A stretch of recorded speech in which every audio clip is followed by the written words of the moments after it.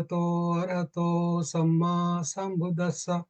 नमो तस्स भगवतो अरहतो सम्मा संबुद्दस्स। नमो तस्स भगवतो अरहतो सम्मा संबुद्दस्स। धम्मवेद पर आप सभी उपासक उपासकों का, व्यूअर्स का, लिसनर्स का बहुत बहुत स्वागत है। आज हम संडे की क्लास 24 अगस्त 2025 की क्लास में आपका बहुत बहुत स्वागत है, वेलकम है, आपका स्वागत स्वागत करते हैं। हर संडे की तरह हम अपना आज खास प्रोग्राम लेके आए हैं। जैसे कि आप जानते हैं, इसमें पहले बंते जी के प्रवचन होते हैं और उसके बाद ले उपासक या उपासका वो बाबा साहब के मिशन पर अपने विचार देते हैं। तो उसी कार्यक्रम से हम अपना आज का जो प्रोग्राम शुरू करेंगे। कार्यक्रम शुरू करने से पहले एक बात हम आपसे जरूर कहना चाहेंगे कि धम्मा वेव पर बोलने वाला कोई भी वक्ता अपनी बात के लिए खुद जिम्मेवार है, धम्मा वेव नहीं। धम्मा वेव का मिशन, जो उसका मोटो बाबा साहब का मिशन का प्रचार प्रसार करना और तथागत बुद्ध के धाम को घर घर तक पहुंचाना, ये हमारा मिशन है। किसी की भावना को ठेस पहुंचाना हमारा किसी तरह का कोई ऐसी इच्छा नहीं है। तो इस बात का ख्याल रखें। तो चलिए हम बंते जी से, क्या आज का जो बंते जी हमारे साथ जुड़े हैं, मोस्ट वेनरेबल पूज्य भिक्खु विनय रक्षता महाथेरो जी, जो नागपुर से हमारे साथ आज धम्म देशना करेंगे। तो बंते जी का जो आज का सब्जेक्ट है, जिस विषय पर वो अपने प्रवचन देंगे, important teachings of Lord Buddha in the current timings. आज के करंट जो सिचुएशन है, समय है, उसमें तथागत बुद्ध की जो टीचिंग है, जो उनका धम्म है, वो कैसे गुणकारी है, कैसे उसका लाभ प्राप्त हो सकते, क्या महत्ता है, इसके बारे में बंते जी अपने प्रवचन करेंगे। पूज्य बंते विनय रक्षात जी महाथेरो, जो अबाउट हैं अलोका संगाराम महाविहार नागपुर से, and he is the president of Aloka trust Nagpur. Bhante ji पूरे भारत में जगह जगह घूमकर जाकर अपने प्रवचन देते हैं, लोगों को जागृत करते हैं, मेडिटेशन के कोर्स और धम्मा टॉक्स ऑर्गेनाइज करते हैं।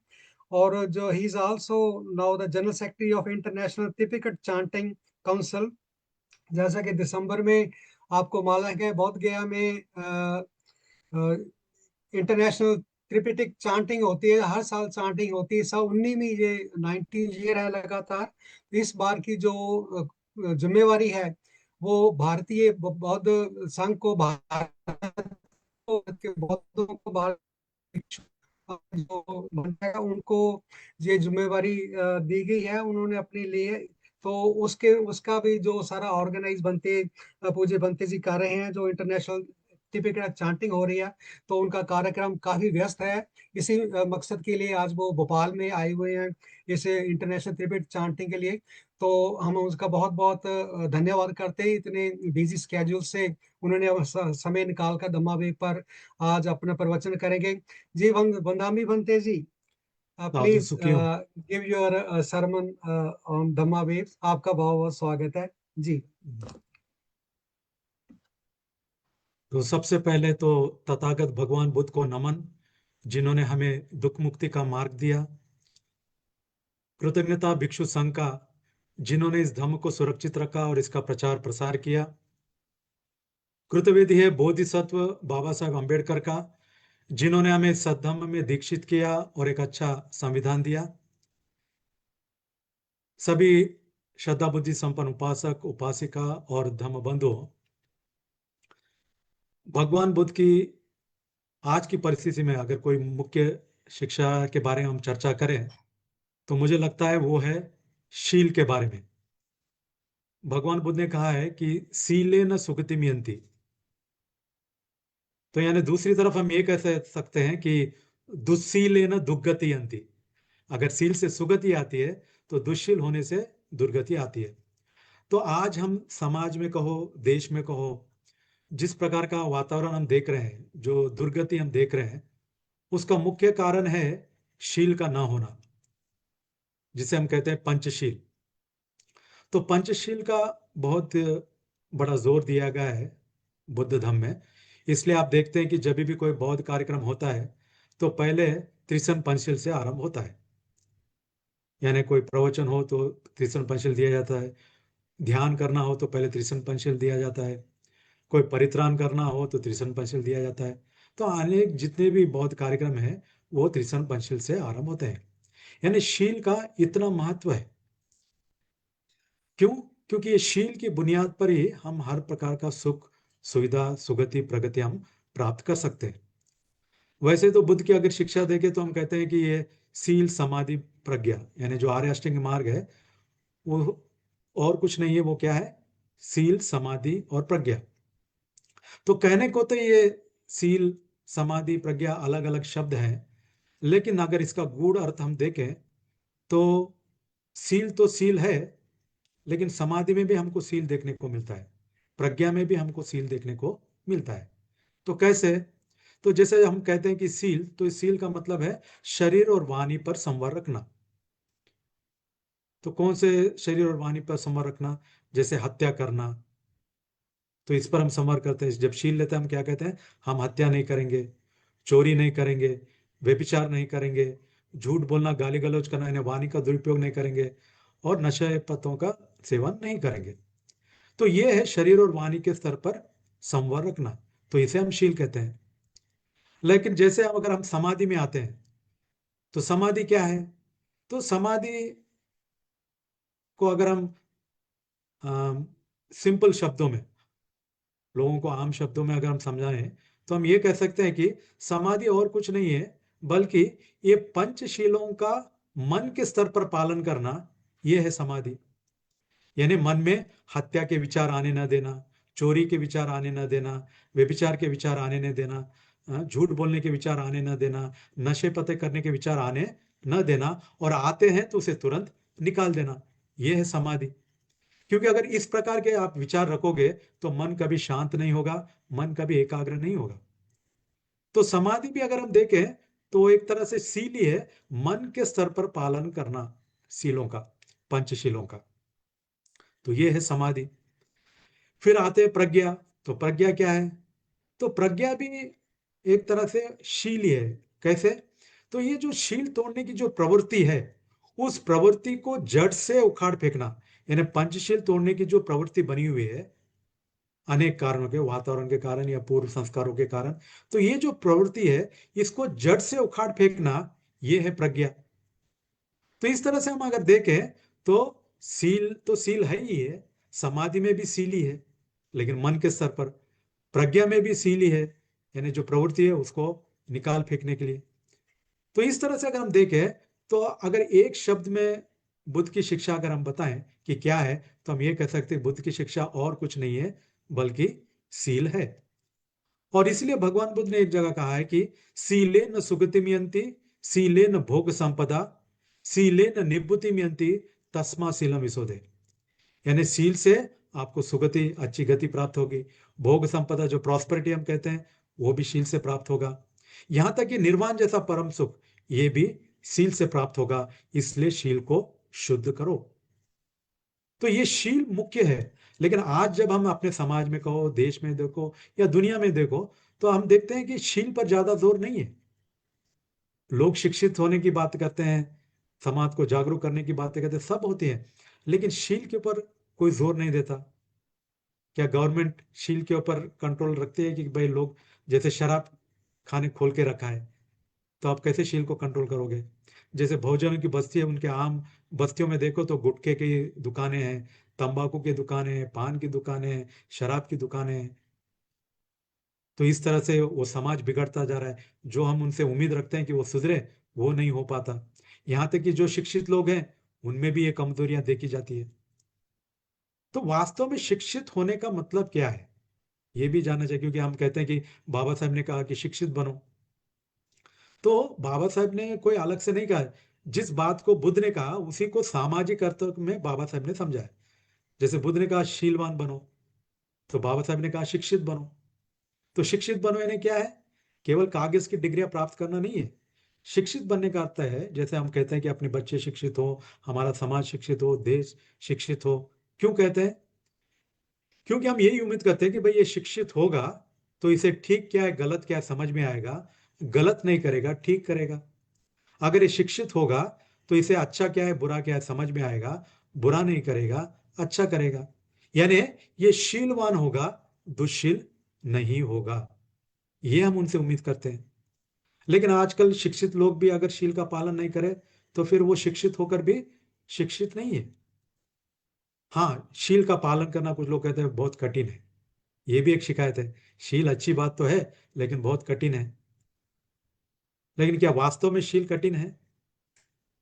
अगर हम ये अपने आप से पूछे तो हमको पता चलेगा कि केवल शील ही नहीं, इस दुनिया में कोई भी चीज ले लीजिए, न वो अपने आप में कठिन है, न अपने आप में आसान है।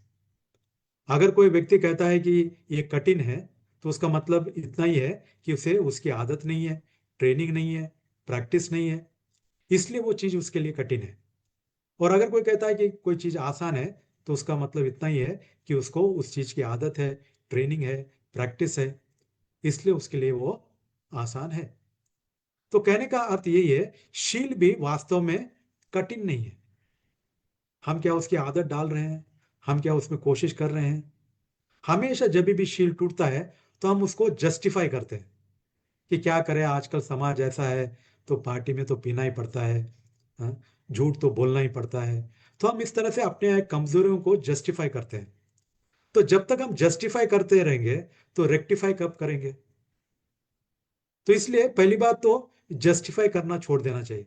जो भी कमजोरी है पहले उसको स्वीकार करो, ठीक है, परिस्थिति के कारण करो, जो भी कहो, ये हमारे से हो रहा है, लेकिन इसे हम सुधारेंगे, हम कोशिश करेंगे। ये प्रयत्न अगर हो तो देर सवेर क्यों ना हो, वो सुधार आ सकता है। तो इसलिए ये शील के ऊपर जोर देना बहुत जरूरी है। आज समाज में जितनी भी परेशानी है, जितनी भी अशांति है, जितनी भी अराजकता अराजकता फैली हुई है, उसका अगर हम विश्लेषण करें तो क्या है? वो शील का ना होना है। या एक तरह से हम यूं कहें कि समाज में जो परेशानियां हैं, जो दुख है, चाहे वो परिवार में कहो, समाज में कहो, देश में कहो, क्यों है? अगर हम इसका विश्लेषण करें तो हमको पता चलेगा, हाँ, इस समाज में, इस परिवार में, इस देश में परेशानियां हैं, दुख है, तो उसका कारण क्या है? पंचशील का पालन न करना है।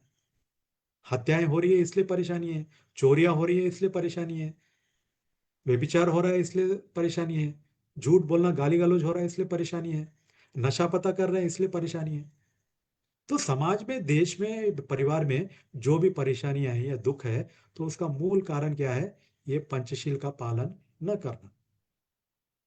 तो इसीलिए ये हर जगह आज की परिस्थिति में अगर हम देखें तो ये शील पर जोर देना जरूरी है। आज की परिस्थिति में नहीं, बुद्ध की शिक्षा तो हम कहते हैं अकालिको, यानी काल से परिमित नहीं है बुद्ध की शिक्षा। ये तो अकालिको, एटर्नल टीचिंग है बुद्ध की जो भी है। तो ये शील का महत्व भी हमेशा से रहा है। लेकिन आज की जो परिस्थिति हम देख रहे हैं, इससे भी हमको पता चलता है कि शील पर जोर देना बहुत जरूरी है। आज कितने लोग इस शील पर जोर दे रहे हैं? जैसे बच्चों को हम स्कूल भेजते हैं और वहां पर पेरेंट्स मीटिंग भी होती है, पेरेंट्स को बुलाया जाता है। तो पेरेंट्स वहां पर टीचर्स को क्या कंप्लेन करते हैं कि मेरे बच्चे को ए ग्रेड क्यों नहीं आया, मेरे बच्चे को 90% क्यों नहीं आया। यही उनके कंप्लेंट होते हैं। लेकिन कोई पेरेंट ये कंप्लेन करता है क्या कि मेरे बच्चा जो है घर में तमीज से बात नहीं करता, ये नाना नानी की सेवा नहीं करता, एक गिलास बुजुर्गों को पानी नहीं पिलाता, ये आप क्या तमीज सिखा रहे हैं, इसको मैनर्स एटिक्यूटी क्यों नहीं सिखाते? ऐसा कोई पेरेंट टीचर्स को या स्कूल में कंप्लेन करता है प्रिंसिपल को? यानी हमारे लिए भी वो प्रायोरिटी नहीं है। हमको तो चाहिए कि हमारा बच्चा अच्छे से अच्छा मार्क्स लाए। क्यों? क्या अच्छा अच्छा मार्क्स लाएगा तो अच्छा इंजीनियर बनेगा, अच्छा डॉक्टर बनेगा।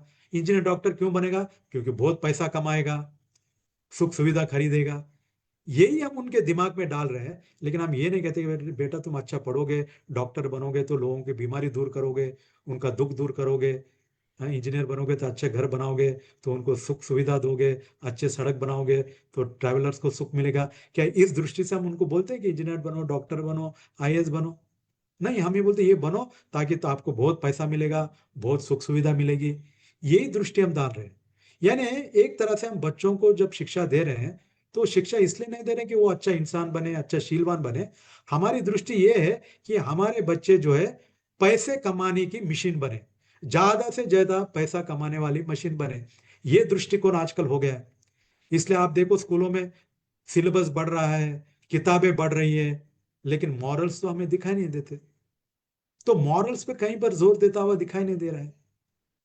यहां तक कि अगर आप देखें धर्म के नाम पर भी शील के ऊपर कोई कितने लोग जोर देते हैं।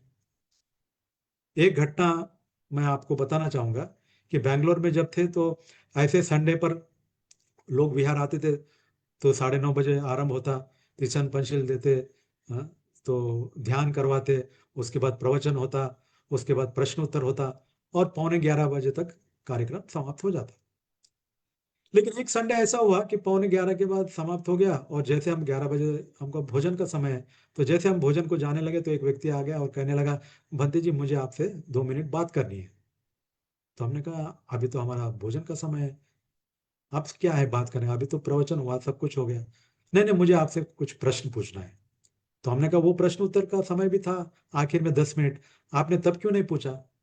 तो कहने लगा, नहीं नहीं, मेरा ये निजी प्रश्न है, सबके सामने हम नहीं पूछ सकते थे। तो हमने कहा ठीक है, बताइए क्या बात है। तो कहने लगा कि भंते जी, जब भी हम विहार आते हैं तो आप भंते लोग त्रिशरण और पंचशील देते हैं। तो भंते जी, क्या केवल त्रिशरण देने से काम नहीं चलेगा? पंचशील अवॉइड नहीं कर सकते क्या? तो मुझे बड़ा आश्चर्य लगा। हमने कहा क्यों, क्या बात है उपासक जी, आपको पंचशील से क्या परेशानी है, क्यों ऐसा कह रहे हो? तो वो कहने लगा, नहीं भंते जी देखिए, अब हम ठहरे दुनियादारी के लोग, हम में कोई ना कोई कमजोरी होती है। अब हफ्ते में एक बार संडे हम आते हैं, और आप आते कि नहीं ये पंचशील देते हैं, यानी हमारे कमजोरियां गिनाते हैं। तो हमको ऐसा लगता है जैसे हमको कोई चिमटा दे रहा हो, हमारे अंदर एक गिलानी पैदा होती है। और इसीलिए देखो बहुत सारे लोग विहार में नहीं आते। वही देखो दूसरे मंदिरों में कितनी बड़ी लाइन लगा के, एक दूसरे को धक्का धुक्का देकर बड़े क्यू लगा के खड़े रहते हैं। जानते हो क्यों? तो हमने सोचा ये तो बड़ा ज्ञानी आदमी है, तो पूछना चाहिए। तो हमने पूछा भाई क्यों, क्या बताए, बताइए क्यों रहते हैं वहां पर इतनी लंबी क्यों, और यहाँ पर नहीं आते? तो कहने लगा, भंते जी वहां पर जब मंदिर में जाते हैं इतनी लंबी लाइन लगा के, तो वहां का पुजारी हमसे ये कुछ नहीं कहता। वो हमको हत्या मत करो, चोरी मत करो, ये सब कुछ नहीं कहता। उल्टा तो वो ये कहता है कि आप कुछ भी करके आइए, हम आपके लिए स्पेशल पूजा करेंगे, आपके सारे पाप धुल जाएंगे, आपको अच्छा मुहूर्त निकाल के देंगे, आपके सारे पाप धुल जाएंगे। इसलिए वहां पर लंबी लाइन लगी रहती है। और यहाँ हम बिहार में आते हैं तो आप भंते लोग कहते हैं कि आपको शील का पालन करना है, आपको समाधि का अभ्यास करना है, आपको ही प्रज्ञा जगानी है। भंते जी सब हमको ही करना है, तो बुद्ध और आप यहाँ किस लिए हैं? तो मुझे बड़ा आश्चर्य लगा, ये आदमी तर्क के नाम पर कितना अच्छा कुतर्क दे रहा है। तो हमने उस उपासक से कहा कि उपासक, आप कह रहे हैं कि वहां पर जाने से वो पुजारी कहता है कि आप कुछ भी करके आइए, हम आपको स्पेशल पूजा करेंगे, आपके सारे पाप धुल जाएंगे। तो क्या वो, उपासक जी आपको ऐसा लगता है कि ऐसा करने से सारे पाप धुल जाएंगे, आपके सारे जो दुष्कर्म है वो माफ कर देंगे? अगर ऐसा होता तो फिर ये पुलिस स्टेशन किस लिए है, ये कोर्ट किस लिए है, इन सब की क्या आवश्यकता है? फिर जब कोई आदमी मान लो मर्डर करे तो फिर उसको पकड़ के ले जाते हैं कोर्ट में, तो उस जज को पूछना चाहिए कि भाई आपने क्या किया। वो कहता है मर्डर किया। तो ऐसा है क्या, अच्छा ठीक है, इसे फलाने मंदिर में ले जाओ, स्पेशल पूजा कराओ, या किसी गंगा में ले जाओ, डुबकी लगाओ और छोड़ दो। इतने आसान से अगर पाप धुल जाते हैं, तो फिर ये पुलिस स्टेशन या कोर्ट वगैरह किस लिए? वहां पर तो कोई ऐसा निर्णय नहीं देता। यानी इसका मतलब ये है, कहीं ना कहीं आदमी की ये नीयत जो है ये ऐसा है कि हम दुष्कर्म भी करें और हमें कोई गिलानी भी ना हो, कोई है ना हमें रोक टोक ना करे। तो ये जो मानसिकता है, धर्म के नाम पर भी हम यही ढूंढ रहे हैं कि कौन से धर्म में हमारे ऊपर ज्यादा नियम नहीं है, संयम नियम की बात नहीं है। यानी इस दुनिया में लोग कस्टमर ओरिएंटेड धर्म ढूंढ रहे हैं, ट्रूथ ओरिएंटेड धर्म के इंटरेस्टेड नहीं है। और ट्रूथ, सच्चाई जो है कड़वी होती है, लोगों को पसंद नहीं है। तो पंचशील ये सच्चाई है, लोगों को ये पसंद नहीं है। तो आजकल लोगों को धर्म के नाम पर क्या चाहिए? एंटरटेनमेंट चाहिए, कोई रिस्ट्रिक्शन नहीं होना चाहिए, कोई शील की बात नहीं करनी चाहिए। ऐसा धर्म लोगों को अच्छा लगता है। तो इसलिए हम देखते हैं कि धर्म के नाम पर लोग गांजा पी रहे हैं, शराब पी रहे हैं, नाच गाना कर रहे हैं, डीजी लगा रहे हैं, क्या क्या कर रहे हैं धर्म के नाम पर। अगर आपको करना है तो आप अलग से करिए, लेकिन इसको धर्म का नाम मत दीजिए, ये हमारा कहना है। तो हमारा कहना ये है कि शील, ये सही मायने आदमी को सुख शांति सुगति और प्रगति दे सकता है। समाज में जो अशांति फैली हुई है उसे दूर कर सकता है। समाज में जो गरीबी फैली है उसको भी दूर कर सकता है। हम समझते हैं कि गरीबी है, क्यों है? क्योंकि पैसा नहीं है, तो चलो पैसा बांट दें और उनकी गरीबी दूर हो जाएगी क्या? खाना पीना नहीं है, चलो खाना पीना बांट दो, दूर हो जाएगी? ऐसा नहीं होता। जैसे उदाहरण के तौर पर कोरोना के दौरान हम भी जो है एम्बुलेंस में पूरा राशन वगैरह भर के गरीब बस्तियों में जाकर बांट के आते थे।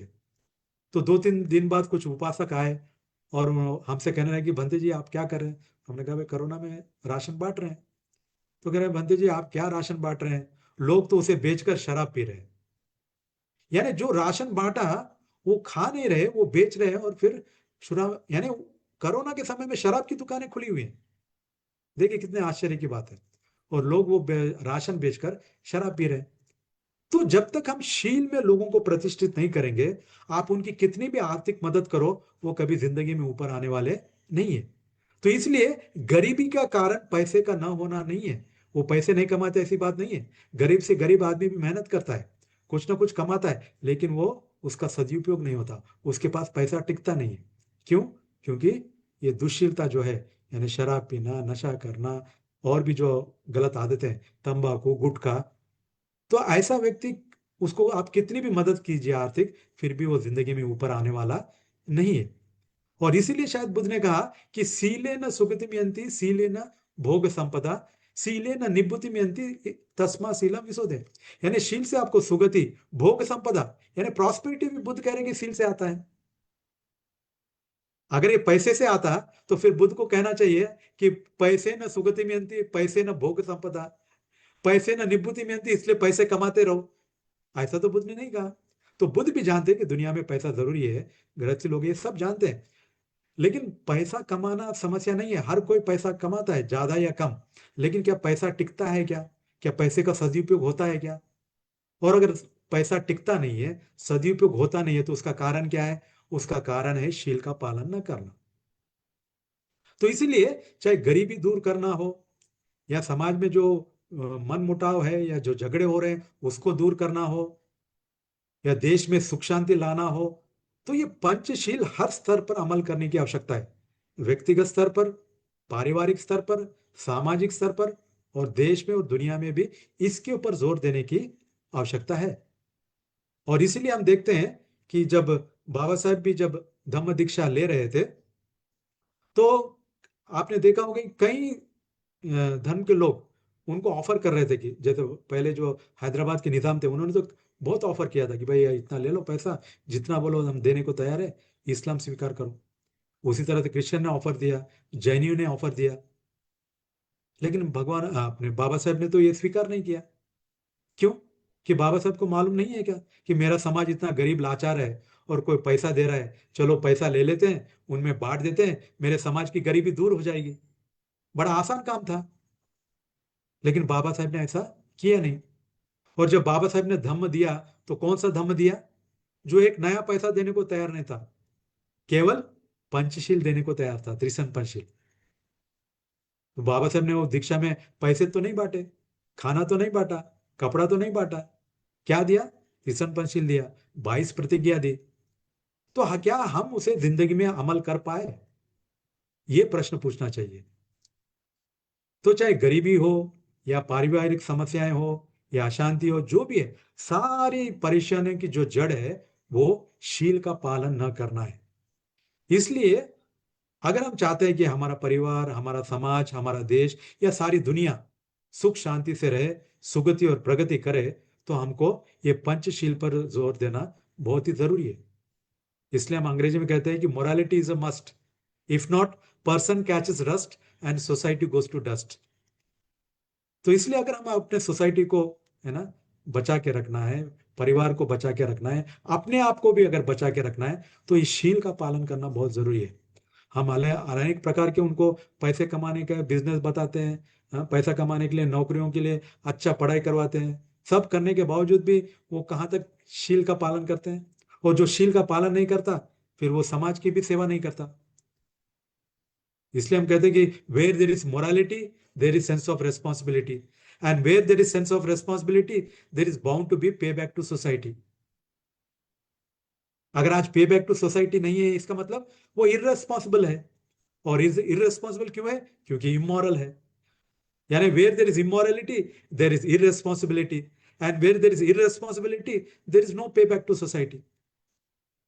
तो इसलिए जब पे बैक टू सोसाइटी की हम बात करते हैं, समाज को, देश को और सारी दुनिया को, है ना, सुखी बनाने की बात करते हैं, तो ये केवल सुखी बनाने के मुंह से बोलने से नहीं होगा। बड़ी बड़ी बातें करते हैं, पीस कॉन्फ्रेंसेस करते हैं, लेकिन ये पंचशील को कैसे अमल करें, पारिवारिक स्तर पर, सामाजिक स्तर पर, हाँ, देश के स्तर पर, सारी दुनिया के स्तर पर, इसके ऊपर कितनी चर्चाएं होती है, कितने कॉन्फ्रेंसेस होते हैं, किस तरह से इस पर अमल करें, कोई इसके पे बात करता है? कोई बात नहीं करता।